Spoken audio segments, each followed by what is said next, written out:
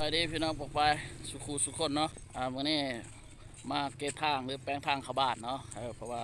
นายบ้านเพิ่นมอบหน้าที่ให้มาเบิ้งว้าวมาเบิ้งน้ำเพิ่นเนาะวันใดบ่คักบ่แน่ก็บอกรถเพิ่นกวดลงเนาะไปเบิ้งนำกันเนาะนี่แม่นทางเข้าบ้านนาเสียวห้อง15/6เนาะ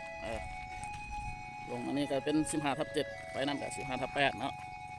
วันนี้เพิ่นออกให้งานหรือว่าทมทางแปลงทางเข้าบ้าน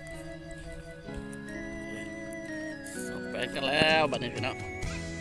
แปลงกันงามๆแล้วจะขี่รถไว้แล้วขี่ฝุ่นเนาะขี่ฝุ่นแล้วก็ประชาชนก็เอาน้ำมาหดอีกเป็นคุมอีกเนาะนี่เป็นถือเท่าน้ำปลาระเบิดจัก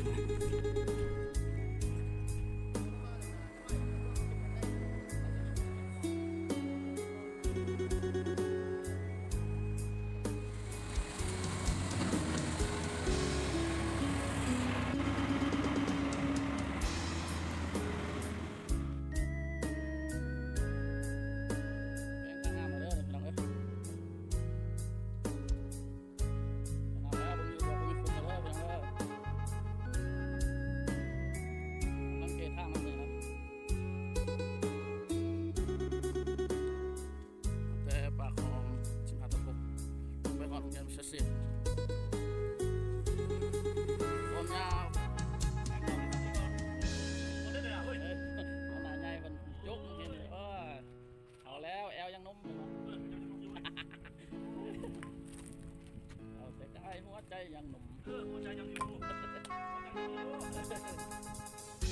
ข้ามาอยู่ตรงยักษ์เห็นไหมลูกตอนนี้เรากำลังปรับห้อม15/6เนาะปากข้างเนาะเพราะว่าแต่ก่อนมันเป็นเนินสูงแล้วก็เป็นเวลาฝนตกแล้วน้ำตกตาดนะเนาะตอนนี้เราจะปรับเนินขึ้นไปเนาะเพื่อให้น้ำมาให้มันไหลไปทางนั้นเลยเนาะเพื่อให้มันลงมาทางอยู่นี่เป็น2 รถนะ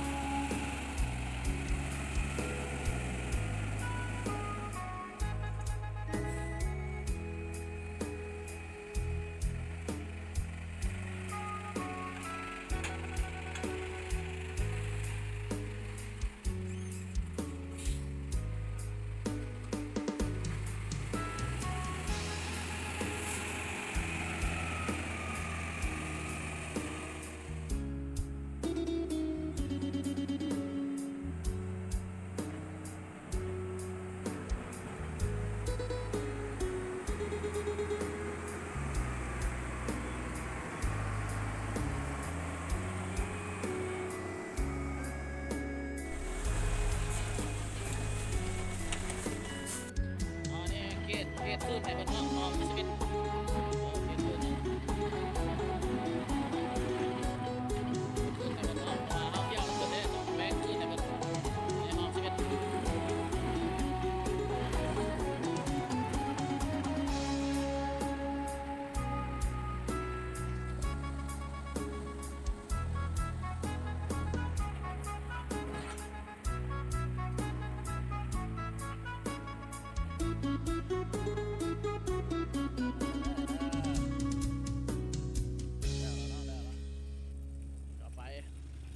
S2